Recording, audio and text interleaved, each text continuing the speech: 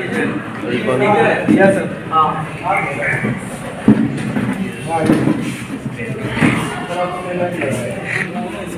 सबसे पहले ट्रांसफार्मर के परिचय के बारे में हम समझते हैं। है क्या ट्रांसफार्मर? ट्रांसफार्मर एक स्टैटिक डिवाइस है।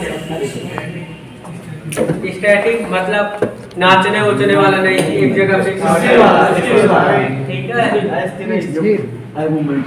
तो क्या है ट्रांसफार्मर? एक स्टैटिक डिवाइस है जो वोल्टेज को निम्न स्तर से उच्च स्तर अथवा उच्च स्तर से निम्न स्तर में परिवर्तित करता है। ट्रांसफार्मर किस पे वर्क करता है? ओनली फॉर एसी पे काम करता है, ठीक है। ट्रांसफार्मर कैसी डिवाइस है? ट्रांसफार्मर एक स्टैटिक डिवाइस है। काम किस सिद्धांत पे करता है? काम किस पर करता है? एसी। ट्रांसफार्मर एक static device which is change voltage and current low into high and is vice versa, मतलब हाई से लो, लो से हाई, ठीक, परिवर्तित करता है। किस पे काम करता है? एसी पे। बनावट क्या? लेकिन जब तक ये सारी चीजें आपको क्लियर नहीं होगा, आप उस चीज को ट्रांसफार्मर बनावट के बारे में हम अध्ययन करेंगे। तो इसमें कोर क्या है? आपके आयरन के कुछ लगे होते हैं ना, फिर उसमें बाइंडिंग हुई होती है। तो ये सारी चीजें हमें सीखना, जानना, हमें आपको सीखने और जानने के लिए आ रहे हैं। कोर है, फिर आपके प्राइमरी कॉइल होती है, फिर उसके बाद सेकेंडरी कॉइल होती है। दिखाई दे रहा है नहीं?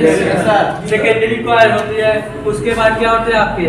कंजर्वेटर होती है, बकोज रिले होती है, मेन टैंक होती है, ब्रीडर होती है, एक्सप्लोजन वेंट होती है, ट्रांसफार्मर ऑयल होती है और बुशिंग होती है।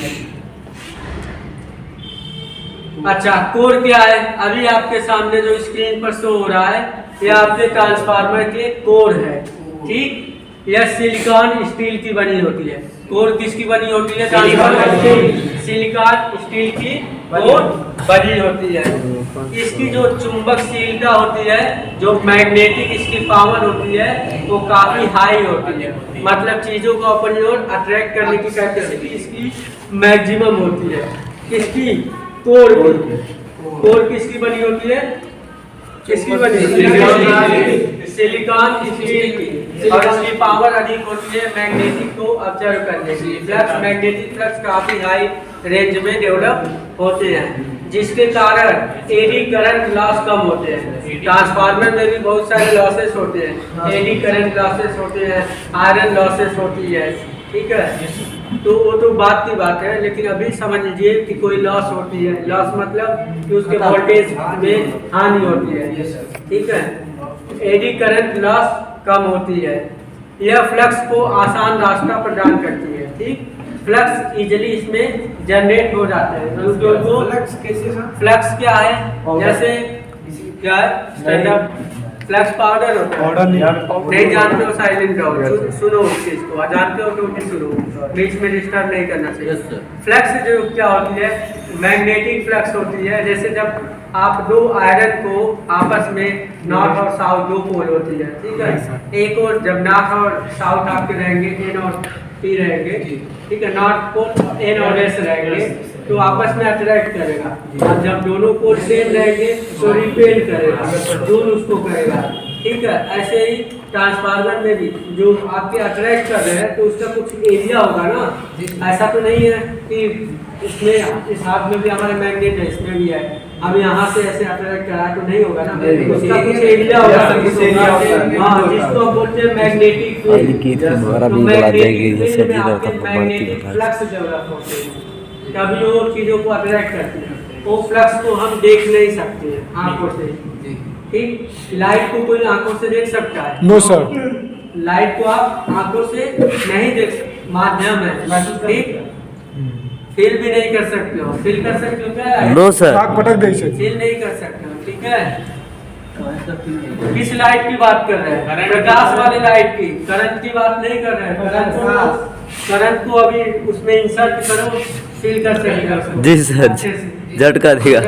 लेकिन हम प्रकाश वाली लाइट की बात कर रहे हैं। क्या पता प्रकाश के कहाँ? कारण चीजें हमें दिखाई देती है, लेकिन प्रकाश को आप नहीं देख सकते हैं, ठीक, वो फिजिक्स की आदित्य राशि है, प्रदीप्त राशि है, क्या चीजें दिखाई देती है उसकी बात नहीं करें। अब आप लोगों को क्लियर हुआ फ्लक्स क्या होती है, मैग्नेटिक फील्ड जो डेवलप होते हैं, ठीक है, चुंबकीय जो क्षेत्र होते हैं उसी में फ्लक्स आपके डेवलप होते हैं। तभी दो मैग्नेट आपस में अट्रैक्ट करते हैं, रिपेल करते हैं, ठीक, आकर्षण या विकर्षण होते हैं। कोर पर ही बाइंडिंग की जाती है, किस पे मोटाई होती है, चाहे तो आप नोट कर सकते हैं 0.35 से 0.5 mm तक होती है।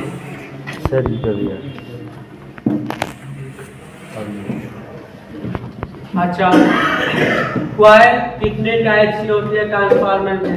तो ट्रांसफार्मर में आपकी क्वाइल 2 टाइप की होती है। अभी आपके स्क्रीन पर दिख रहा है, एक जो बाएं साइड में हमारे लगा हुआ है वह है प्राइमरी बाइंडिंग। क्या है? Primary binding. और एक ओ जो दाएं साइड में लगा है, राइट साइड में लगा है, वह हमारी सेकेंडरी बाइंडिंग कहलाती है। और बीच में जो आपके भूरे कलर के दिखाई दे रहे हैं यही आपके आयरन होते हैं, ठीक है, सॉफ्ट आयरन कोर होते हैं। कैसा होता है? सॉफ्ट आयरन कोर होते हैं, ठीक। यह किसकी बनी होती है? आपकी कॉपर की, ठीक। क्वाइल किसकी होती है? कॉपर की होती है। प्राइमरी जो क्वाइल होती है, हम क्वाइलिंग करते हैं, बाइंडिंग आप सर्विसिंग, जैसे फैन आपका खराब हो गया या फिर ट्रांसफार्मर खराब हो गए तो आप जाते हो उसको सही करवाने के लिए, कभी करवाए होंगे या फिर कभी डीवीडी वगैरह सीडी वगैरह में देखा होगा तो उसमें ट्रांसफार्मर देखे होंगे। जब खोलते हैं, हाँ, जब खोलते हैं तो आयरन के ब्लेड निकलते हैं और उसमें बाइंडिंग हुई होती है। तो जो बाइंडिंग आपकी हुई होती है तो पता चल गया कोर पे बाइंडिंग होती है। कितने टाइप्स की बाइंडिंग होती है? तो 2 टाइप्स की होती है, एक प्राइमरी होती है, दूसरा सेकेंडरी होती है। प्राइमरी में किस टाइप की हम यूज करते हैं मटेरियल? वो मटेरियल कॉपर की होती है, क्लियर। और यह सप्लाई से जुड़ा होता है। सबसे पहले सप्लाई कहाँ पे जाती है? प्राइमरी बाइंडिंग में जाती है। ट्रांसफार्मर की तो पढ़ाई गए हैं, लेकिन उसके अंदर की बात बता। सबसे पहले कहाँ सप्लाई जाएगी? प्राइमरी में जाएगी। देखिए, यह सप्लाई सोर्स से भी जुड़ी होती है प्राइमरी कॉइल। और सेकेंडरी कॉइल क्या होती है? यह भी कॉपर की बनी होती है। प्राइमरी और सेकेंडरी दोनों कॉपर की ही बाइंडिंग हुई होती है, ठीक है, दोनों की कॉइल कॉपर की ही होती है, लेकिन यह लोड से जुड़ा होता है। प्राइमरी और सेकेंडरी में मेन डिफरेंस है कि प्राइमरी को हम सप्लाई दे रहे हैं, ठीक, और सेकेंडरी को लोड दे रहे हैं। यानी मतलब सेकेंडरी हमारा इनपुट है, आउटपुट है, और हम प्राइमरी को क्या कर रहे हैं? इनपुट कर रहे हैं, ठीक, क्लियर।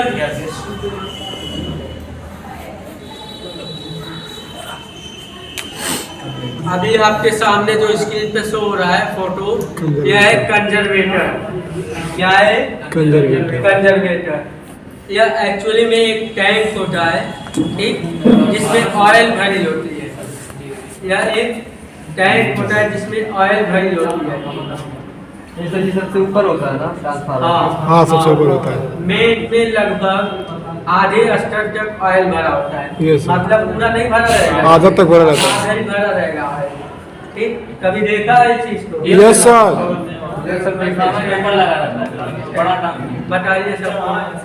और तो नहीं देखे सर वैसे। हाँ, कहाँ पे लगा होता है? जैसे जो हमारा ट्रांसफार्मर के नीचे लगा होता है कि ऊपर लगा होता है? ऊपर नीचे लगा होता है कि ऊपर? ऊपर ही लगा होता है ना जी। सब स्टेशन में आ सके तेल रहता है इसमें। इसका कार्य ये होता है कि इसमें ऑयल होती है, ठीक है। इसको आप बोलते हैं कंजर्वेटर टैंक। हमने इसमें सीखा इसमें आधी आपकी क्या होती है? ऑयल की होती है, राइट।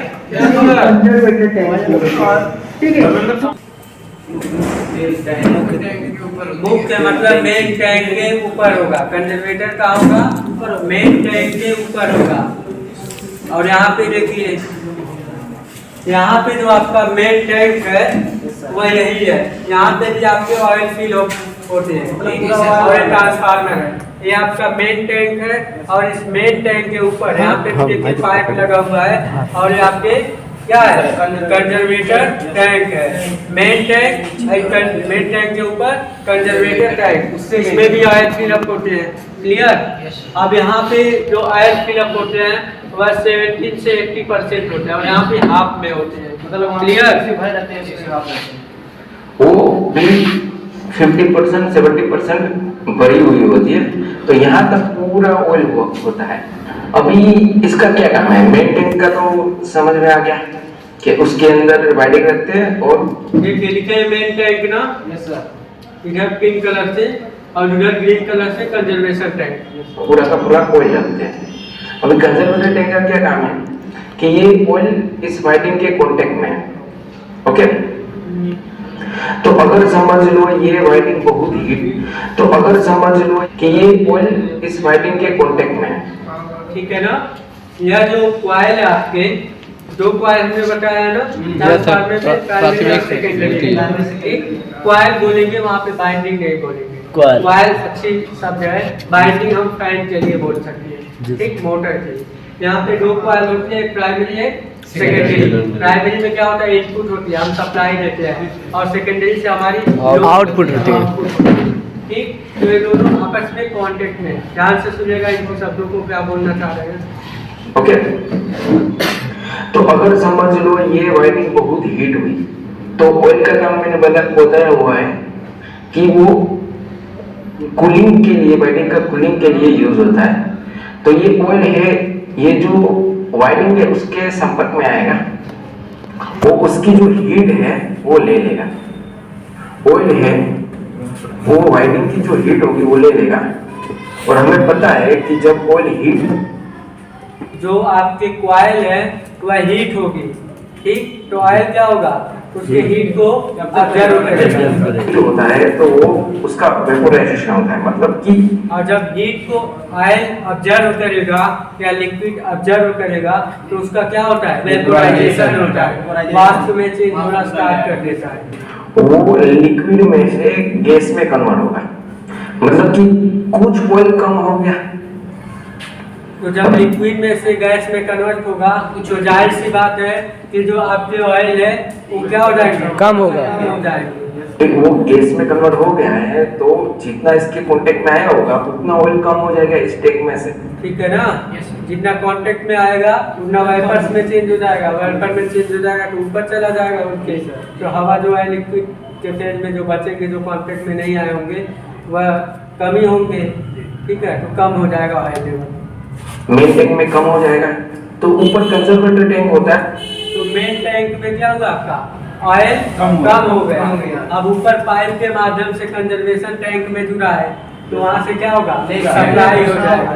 तब उससे जितना कम होगा उतना ऑयल कंजर्वेटर टैंक से मेन टैंक में आ जाएगा। तो इसका नाम ही इंडिकेट करता है कंजर्वेटर, मतलब वो कंजर्व करता है, ऑयल को संभालता है।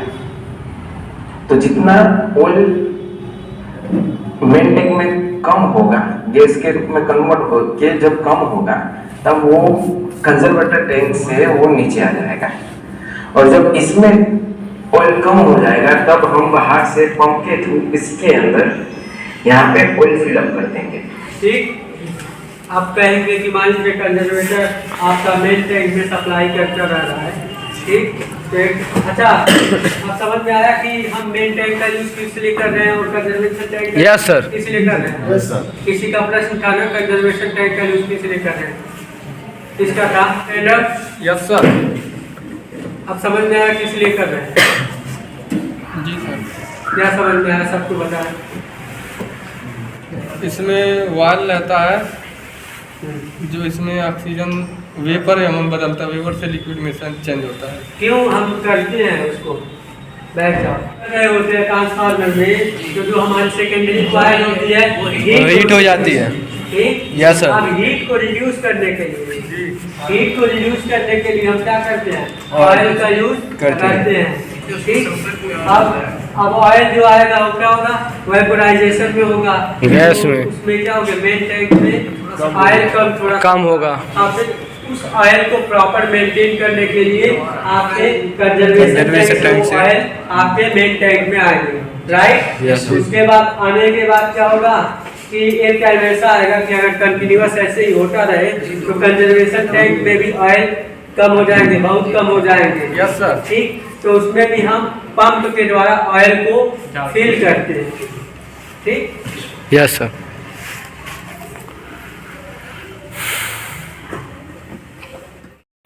जी इसके अकॉर्डिंग फिलअप हुए होते हैं। ठीक, देखिए जस्ट ट्रांसफार्मर के ऊपर लगा हुआ है। ये आपके जो फिगर आपके स्क्रीन पे शो हो रहे हैं, ये कंजर्वेशन टैंक का, इसमें मीटर लगे होते हैं। मीटर मतलब जो प्रेशर को मेजरमेंट करता है और PSI मेजरमेंट करता है। लिक्विड जितना प्रेशराइज करेगा उतना ही मीटर हमारी शो करेगा। ठीक है, और यहाँ पे आप देख सकते हैं नेक्स्ट में कि यह मेन टैंक है। क्लियर? मेन टैंक कैसे होता है जो आपको डिस्प्ले शो हो रहा है, और इसके जस्ट ऊपर बल्कोज रिले। ठीक, इसका नाम सुना है? नहीं सुना है। यह ट्रांसफार्मर में, ध्यान से सुनिए, यह क्या करता है, इसका काम क्या है? ट्रांसफार्मर में जो भी इंटरनल डिफेक्ट आ रहे हैं, किस डिफेक्ट की बात करें? इंटरनल, आंतरिक डिफेक्ट, उसको उत्पन्न हो जाने पर एक अलार्म बजकर सूचना देता है और ऑटोमेटिक सर्किट ऑफ कर देता है। ठीक है, इसका काम क्या होता है कि अगर कोई भी इंटरनल प्रॉब्लम क्रिएट हो रही है ट्रांसफार्मर में, तो आपको अलार्म देगा। अलार्म देने के बाद सप्लाई को कट ऑफ करेगा, सर्किट को कट ऑफ कर देती है, जिससे कि आगे की सप्लाई आपकी कंटिन्यूअस ना हो पाए, डिसकंटिन्यूअस हो जाए। ये बल्कोज रिले है। इसको हम देखते हैं कि एनिमेशन के थ्रू समझते हैं कि इसकी फंक्शनलिटीज क्या है। ओके, वैसे आपने फिगर को ध्यान से देखिए, इसी टाइप में आपके बल्कोज रिले होते हैं। Clear?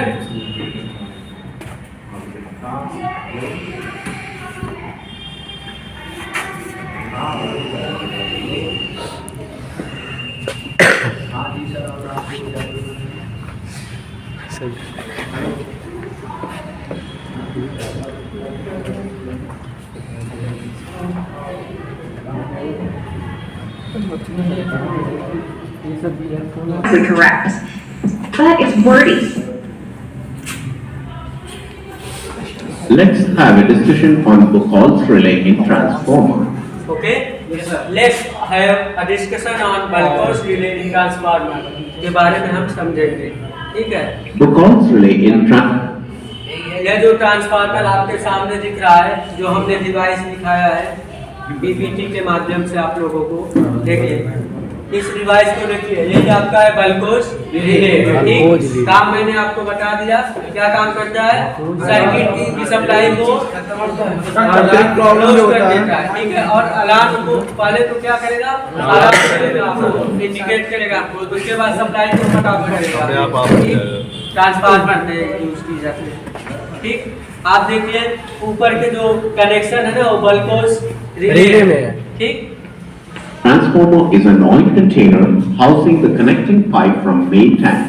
Transformer is an oil container housing the connecting pipe from main tank. ये तो आप लोगों ने पहले ही जान लिया कि मेन टैंक के बाद माध्यम से हाउसिंग पाइप के द्वारा आपके कंजर्वेशन टैंक होते हैं। ठीक, क्यों? सेकेंडरी कॉइल को कोल्ड करने के लिए। ठीक है, और हाँ, Tank to conservator tank. लेकिन बल्कोज रिले के बारे में हम जान रहे हैं, तो सुनिए। It has mainly two elements. The upper element consists of a float. The float is the इसमें दो एलिमेंट होते हैं। अपर एलिमेंट को हम बोलते हैं float. Okay, attached to a heat. जैसे आप कूलिंग को देखते हैं ना, क्या नाम है, पानी पीने वाले इंस्टेंटेनियस वाटर कूलर को, तो उसमें भी फ्लोट वाल्व होती है। ऐसे में भी इसमें भी फ्लोट के साइड होते हैं, और वो है आपका hinge. In such a way that it can move up and down depending upon the oil level in the Buchholz relay container. ठीक, हिंज और एक क्या था? फ्लोट था। ये अप एंड डाउन दोनों, मतलब अप एंड डाउन कंडीशन में आपको प्रेजेंट टाइम में शो हो रहे हैं फिगर में। ध्यान से सुनिएगा इनके शब्दों को। One mercury switch is fixed on the float. The alignment of the mercury switch. इसमें क्या होते हैं? स्विच होते हैं, मरकरी स्विच होते हैं जो फिक्स होते हैं। क्लियर? इस स्विच का क्या नाम है? Mercury switch. The The alignment दिखाई दे रहा है क्या? Yes sir. जो स्विच होता है आपका फिक्स होता है, मरकरी जो स्विच होती है आपकी वह फिक्स होती है किसके साथ? फ्लोट के साथ, फ्लोट अलाइनमेंट के साथ। of the mercury switch hence depends upon the position of the float. The load element consists of a baffle plate and mercury switch. This plate is fitted on a hinge just in front of the inlet of Buchholz relay. ठीक, नीचे का आपका क्या है? Buffer plate है। ठीक, नीचे का जो है बफर प्लेट है। Next, This plate is fitted on a hinge just in front of the inlet of Buchholz relay in transformer. ठीक, नीचे आपके रिले फिक्स किए जाते हैं। ठीक है, In such a way that when oil enters in the relay from batch inlet in high जो आपके ना वो इनलेट के माध्यम से जाते हैं। pressure, the alignment of the baffle plate along with the mercury switch attached to it will change. In देख रहे हैं किस तरीके से मूवमेंट कर रहा है? ध्यान से एक बार देखिएगा।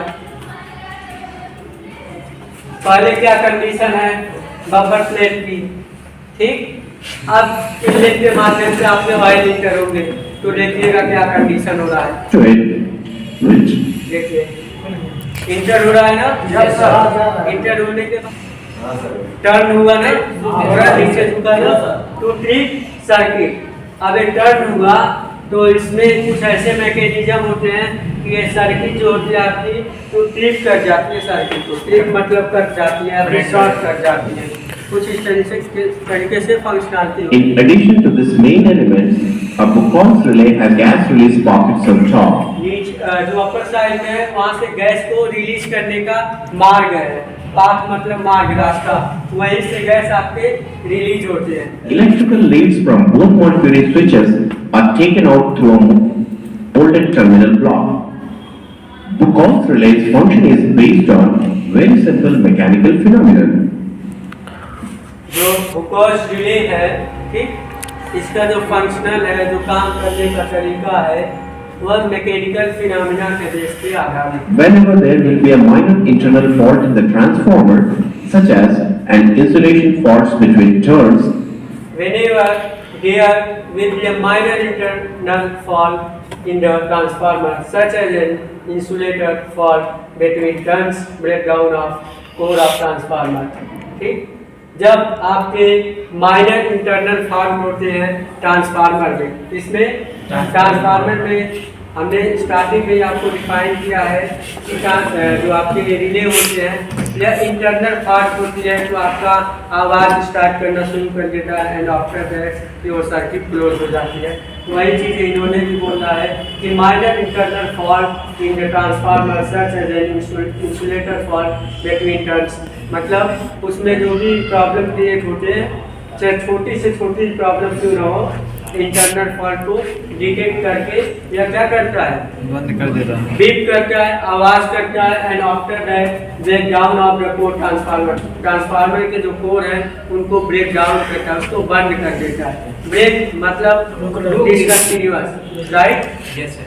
breakdown of the core of transformer, core heating, the transformer insulating oil will be decomposed into different hydrocarbon gases CO2 and C.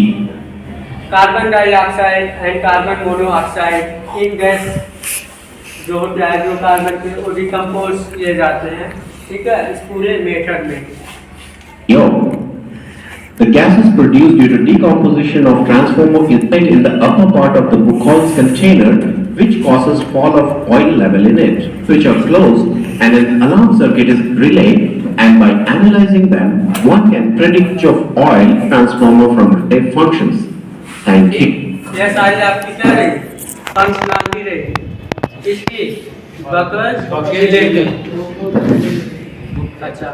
अब आते हैं मुख्य टैंक, ठीक, मुख्य टैंक में भी आपके ऑयल फिलअप होते हैं।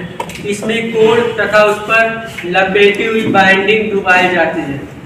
इसमें क्या होता है? कोर क्या है?